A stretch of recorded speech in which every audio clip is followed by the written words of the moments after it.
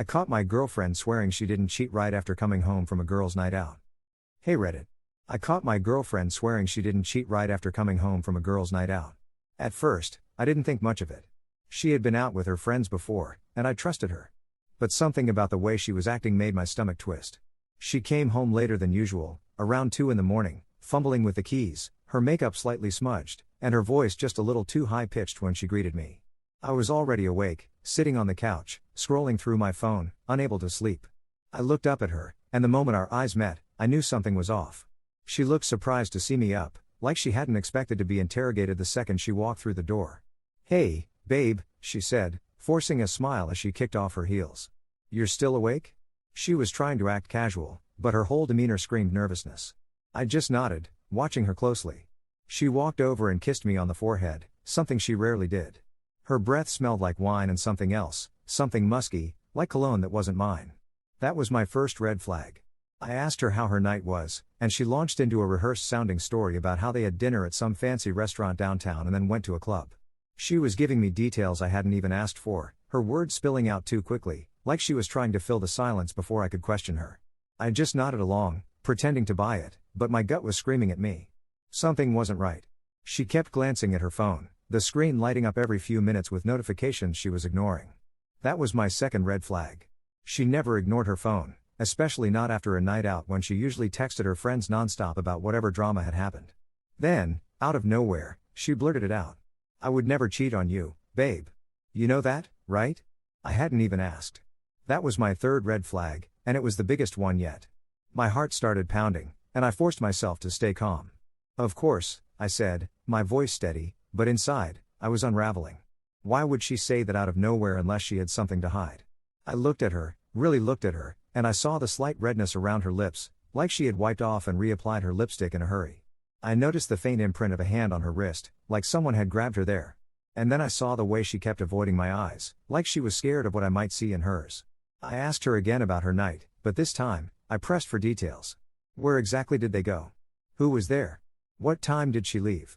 Her answers started to slip, little inconsistencies here and there. First, she said they had left the club at 1. Then, a few minutes later, she said it was closer to 12:30. She mentioned a friend being there, but when I casually checked that friend's Instagram, she had been posting from home all night. The lies were piling up, and she didn't even realize it. At this point, I was boiling inside, but I kept my expression neutral. I asked her outright if she had been with anyone else, and she looked me in the eye, swallowing hard before shaking her head. "No, of course not. I swear, babe." But she was too defensive. Too eager to convince me. I didn't say anything for a long moment, just watching her squirm. Then I decided to test her. "Let me see your phone," I said, holding out my hand. Her face drained of color. "Why?" she asked, her voice suddenly small. "Just want to check something," I said casually, even though we both knew what I was really asking. She hesitated. And that hesitation told me everything I needed to know. I don't like when people go through my phone," she stammered, hugging it to her chest. I nodded slowly. That was her final red flag. If she had nothing to hide, she would have handed it over without a second thought. I stood up, my heart pounding so hard I could hear it in my ears. I took a deep breath, trying to steady myself. "Look," I said, my voice low and firm. "I'm not stupid. Something isn't adding up. Your story keeps changing, you won't show me your phone, and you randomly told me you wouldn't cheat on me when I never even asked. So I'm asking now. Are you hiding something?" She opened her mouth, then closed it again. Her eyes flickered with something, guilt, maybe fear. Then, finally, she spoke.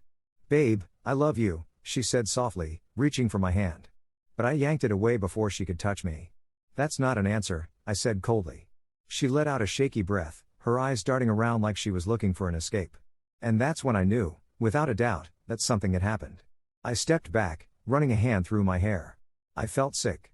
I had loved this woman, trusted her, and now it felt like the foundation of our relationship was crumbling right in front of me. "Tell me the truth," I said, my voice barely above a whisper. She just stood there, silent. That silence was louder than any confession. I nodded, grabbing my keys. I needed air. I needed to think. "Where are you going?" she asked, panic creeping into her voice. "For a drive," I muttered, shoving my phone into my pocket. "Babe, please," she pleaded, but I was already out the door. I sat in my car, gripping the steering wheel so tightly my knuckles turned white. My mind was racing. I knew she had done something, but I didn't know what. And I wasn't sure if I was ready to find out. I pulled out my phone, debating whether to start digging for answers. If she wouldn't give me the truth, maybe I'd have to find it myself. Little did I know, the real truth was worse than I ever could have imagined. Update. After I left that night, I drove around aimlessly, my mind running in circles. My gut told me she was hiding something, but I didn't have the proof yet. I pulled into a gas station parking lot and just sat there, staring at my phone. My hands were shaking as I debated what to do next. Should I confront her again? Should I start digging? Should I call one of her friends and see if they would slip up? Then, almost as if the universe had answered me, my phone buzzed. A notification from one of her friends popped up on my lock screen. I recognized the name immediately, one of the girls she had supposedly been out with that night. My pulse quickened as I opened it. "Hey, is everything okay?" I saw, girlfriend's name, looking upset earlier. "Hope you two are good." I stared at the message, my brain struggling to process it. Looking upset earlier? What did that mean? And why would her friend be reaching out to me unless something had happened? I took a deep breath and decided to play dumb. "Yeah, we're fine. Just curious, how was the girls' night? She said you guys went out to a club?" The typing bubbles appeared almost immediately. Then, after a brief pause, she replied, "Oh. We actually didn't end up going out. We were supposed to, but everyone was too tired. She said she might just go home after dinner." "Wait, did she tell you something else?" My stomach dropped. My vision blurred for a second as the reality of it sank in. She had lied. The whole story about the club, the late-night fun, none of it had happened. She had been somewhere else, with someone else. I clenched my jaw, my heart pounding so loud I could hear it in my ears. I didn't even know what to say back, so I just replied with a simple, "Thanks for letting me know," and shut my phone off. I sat there for a long time, gripping the steering wheel so hard my knuckles turned white. My thoughts were spiraling, my emotions a chaotic mess of anger, betrayal, and heartbreak. She had lied straight to my face, and now the pieces were all starting to come together. The smudged lipstick, the nervous energy, the way she blurted out that she wouldn't cheat, it all made sense now. I drove back home, my mind made up. I wasn't going to let her gaslight me anymore. She was going to tell me the truth, whether she liked it or not. When I walked into the apartment, she was sitting on the couch, her phone clutched in her hands.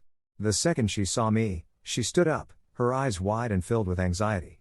"Babe, I cut her off." "Stop. I just talked to your friend. She told me everything." Her face went pale. "You lied," I continued, my voice steady but laced with anger. "You never went to a club. So tell me, where were you?" She opened her mouth, then closed it again. I could see the gears turning in her head, searching for another lie, another excuse. But it was too late. She had already been caught. Another update. She finally admitted that she hadn't been with her friends all night. But instead of confessing the full truth, she tried to spin a half lie. "Okay," she said, her voice trembling. "I didn't go to the club. I went to get drinks with an old friend." "What friend?" I pressed, my jaw clenching. She hesitated. Just a guy I used to know. It wasn't a big deal." "Not a big deal." Those words made my blood boil. If it wasn't a big deal, why lie? Why sneak around? Why let me sit here thinking I was crazy for questioning her? I took a deep breath, trying to keep my voice steady. "Then show me your phone. Let me see the texts." She flinched. That same hesitation from before. The hesitation that told me everything. "Why can't you just trust me?" she asked, her voice breaking. "Because you lied." She swallowed hard, her hands tightening around her phone. I knew she was debating whether to keep digging herself deeper or finally tell the truth. Then, after what felt like an eternity, she unlocked her phone and handed it over. My hands were shaking as I took it. I scrolled through her messages, looking for anything suspicious. And then I found them. The messages from a number not saved in her contacts. A long thread of texts, starting with casual conversation and escalating into something much more intimate. I stared at the words, my stomach twisting into knots. The messages weren't outright incriminating, but they were enough. Flirty. Personal. And then I saw the last one, sent just before she came home. "Had a great time tonight. Can't wait to see you again." I exhaled sharply, the weight of it crashing down on me all at once.